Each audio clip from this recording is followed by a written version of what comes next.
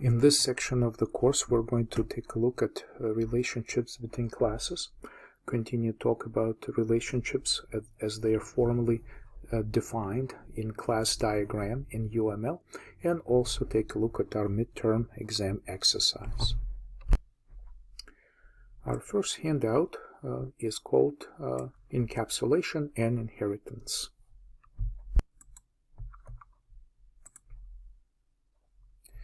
So objects can hide attributes, and implementation-specific behavior can also be implemented internally by the object without much exposure to the outside world.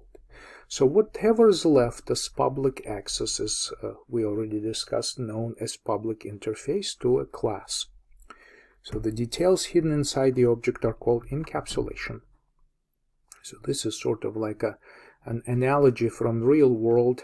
We have an object, its public interface is a set of controls that are available, and encapsulated parts are basically known to only special type of people who understand all of this. The rest of the people may try to enjoy just using the interface.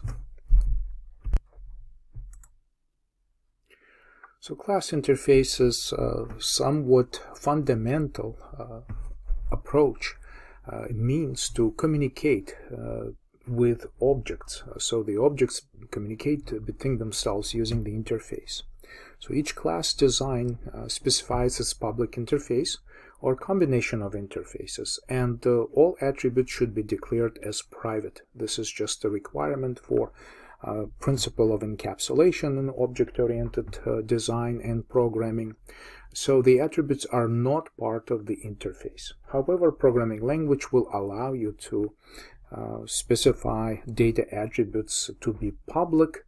This is highly discouraged, and it has a lot of drawback impact, because basically when the actual physical data attributes are exposed, and therefore the rest of the application suddenly may start making pretty serious use of direct access to these data attributes, it will be no longer possible to change the implementation of a class because it will have tremendous impact on the rest of the system. So depending on the complexity of the system, and the tendency is that the complexity of systems grow continuously, the data attributes should definitely be declared private so that they stay under the control of a class to which they belong. On the other hand, changing methods is much easier in software than making adjustments after some sort of attribute has changed in a specific object. Again, another analogy for an interface is that essentially you have a device, which is a complex device like this TV set, and you have a remote control. So remote control pretty much identifies functionality, the operations available in this device. However, of course, it does not implement any of this. It only communicates a signal, sends a message to the underlying object, asking it to perform a specific task. What happens inside this closed box is definitely not a requirement for someone who wants to be able to use the well-known interface to this object. So the idea of public interface makes an object very usable, very accessible, very friendly to the rest of the system, and at the same time, because it hides the details of its internal implementation, it becomes a pretty independent component. And because it's such an independent component, it can be basically taken out of the system and moved to a different project and be reused there, or at least could be reused with some tweaking, with some adjustments. But the basis, the foundation of it, if the design is correct, should be pretty consistent and quite reusable and portable to other platforms and systems. So the implementation of a class essentially makes the parts of the class that are not included in the public interface. So we can have private data attributes, and all of your data attributes should be declared private, and private methods or private C++ member functions. So methods is Java terminology, member functions is C++ terminology for naming operations inside of our classes. So compiler prevents users from gaining access to the implementation. So anything that's private is not accessible outside of the class. In UML diagrams, private members of the class are normally specified with the minus sign in front of the name of the data attribute or a method, and colon after the colon we specify the data type. So this is an integer square value. Okay, so this is the class name square, int square, and this is the value. And we have two available operations. One is get square, and plus indicates that this is a public operation, and therefore it's part of the class interface. Methods declared here with minus in front of them are private, and just as with data attributes, you can use colon and specify what kind of value is returned from a method.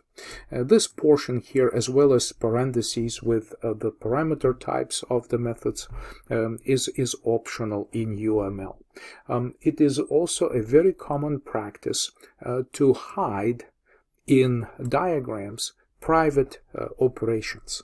Most of the time, private data attributes are also hidden.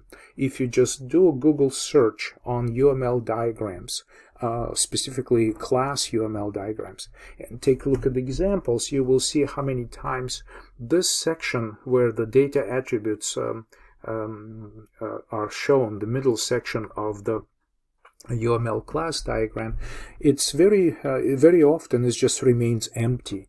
It doesn't mean that it's an empty object and has no data attributes. It's just simply because it may be not so important to display the actual implementation data attributes as well as private implementation methods. However, all public operations are typically very well visible in UML class diagrams.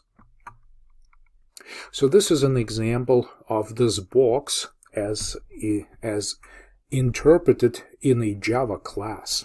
So typically all normal classes in Java are declared as public. Classes have their names. We typically begin with specifying the data attributes, and you see how private corresponds to this minus sign in the class diagram depiction. Then public interface or set of operations lists the operations that are available, and we provide the name of the operation, of course the list of parameters. Notice that here in this UML class diagram this parameter is not shown.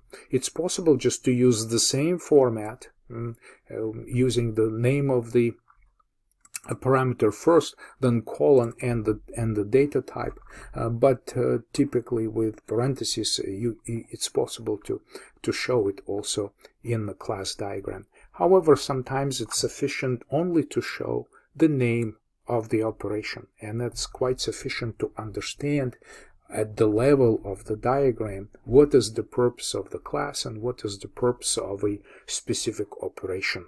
So the details, it depends how much details you want to show.